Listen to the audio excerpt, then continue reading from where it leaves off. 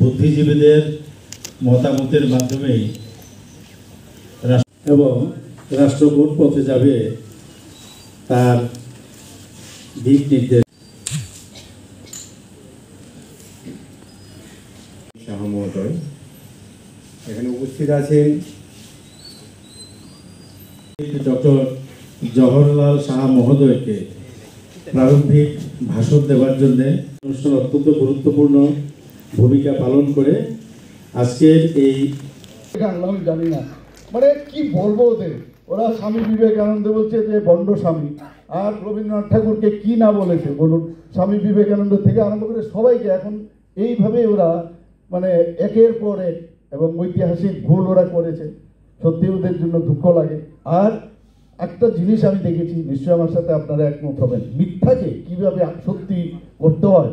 এই যে গোয়েবলস সাহেবের যে হিটলারকে ওনারা পছন্দ করেন না, কিন্তু হিটলারের যে সচিব, প্রচার সচিব, ওনার যে মানে বলে একটা মিথ্যাকে বারবার বলতে থাকবে, সেটাকে কি সুন্দরভাবে বলে ওরা, আর বলার স্টাইল কি, মানে এর জন্য ডেলি যে ট্রেনিং নেওয়া অদ্ভুত। আমরা কিন্তু তাতে বা আমার মতো এরকম সাধারণ মানুষ প্রভাবিত হতাম, হয়তো ওরা ঠিকই বলছেন। এবং 35 বছরের রাজত্বে মাঝে মাঝে রাজীববাবু মাঝে মাঝে বললেন 25 বছর রাজত্ব, ওনার বয়স থেকে হয়তো 25 বছর দেখেছেন, কিন্তু আমরা কিন্তু 35 বছর দেখেছি। বারবার আমার দুঃখ লাগে যে 35 বছর কেন বলেন না, মানে 35 বছরের রাজত্বে এমন অবস্থা করে দিয়েছে ত্রিপুরা। মাননীয় মুখ্যমন্ত্রী বারবার বলছেন যে আমাদের যে নেশামুক্ত ত্রিপুরা আমাদের করতে হবে। তো মাননীয় মুখ্যমন্ত্রীর কাছে পুলিশ প্রশাসন রয়েছে, সমস্ত কিছু রয়েছে, সেগুলি দিয়ে তো সব বন্ধ করে দেওয়া যায়, কিন্তু সেটা কোনোদিনও বাস্তবে সম্ভব হবে না যতক্ষণ পর্যন্ত আমরা যারা এই সমাজে বসবাস করি, আমরা যতক্ষণ পর্যন্ত জাগ্রত না হব ততক্ষণ পর্যন্ত কোনোদিনও সম্ভব না।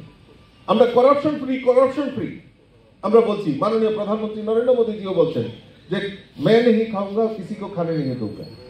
আমরা বলছি করাপশন ফ্রি, কিন্তু করাপশন ফ্রি যতক্ষণ পর্যন্ত আমাদের এই অভ্যাস, আমাদের এই সমাজ ব্যবস্থাটাকে পরিবর্তন না করতে পারবো ততক্ষণ পর্যন্ত 100% এই করাপশন ফ্রিও আমরা করতে পারবো না। তা কাজেই আমাদেরও নৈতিক দায়িত্ব, আমরা এগিয়ে আসতে হবে, আমাদেরও এগিয়ে আসতে হবে এবং আমাদের এই দায়বদ্ধতা আমাদেরকে নিতে হবে। কারণ এই সমাজটা আমার, এই সমাজে আমি বসবাস করি, এই রাজ্যটা আমার, এই রাজ্যে আমি বসবাস করি, এই রাষ্ট্রটা আমার, এই রাষ্ট্রে আমি বসবাস করি। তা কাজেই কোনোটাই যদি আপনি মনে করেন বলে যে না আমার না, আমি দায়িত্ব ছাড়া, সেটা কোনোদিনও সম্ভব হবে না। কারণ ওই দায়িত্ব ছাড়া যদি হয় তাহলে ওই জিনিসগুলি আপনাদের পেছনে ধাওয়া করবে। তো এইটাকেই পরিবর্তনের জন্য আমাদের সরকার, আমাদের যারা রয়েছেন তারা বারবার একটাই শুধু বলছে যে আমাদের সমাজটাকে পরিবর্তন করতে হবে। তো কাজেই আমি আশা করি, আমি বিশ্বাস রাখি এই সমাজ পরিবর্তনের জন্য আপনারা একত্রিত হয়ে এই সমাজটাকে পরিবর্তন করা এবং আমাদের যারা আছে তাদেরকে আশীর্বাদ করে, যারা এই সমাজ পরিবর্তনের জন্য অগ্রণী ভূমিকা পালন করে, দায়িত্ব পালন করে, সমাজের সমস্ত কিছু কাজে তুলে নিয়েছেন, তাদের প্রতি আশীর্বাদ করা। সেই আর কমিউনিস্টদের দেখলে তো আমার ভয় লাগে, আগে তো পদবী বুদ্ধিজীবী ছিল তাদের, কমিউনিস্ট না করলে আপনি বুদ্ধিজীবী না। যত বড় ডাক্তার, ইঞ্জিনিয়ার, আপনি টেকনিশিয়ান হয়ে যান, প্রফেসর হয়ে যান, যতক্ষণ পর্যন্ত কমরেড না লাগবে তো আপনি বুদ্ধিজীবী না। আর কংগ্রেস ধরে ধরে তাদেরকেই অ্যাওয়ার্ড দিত।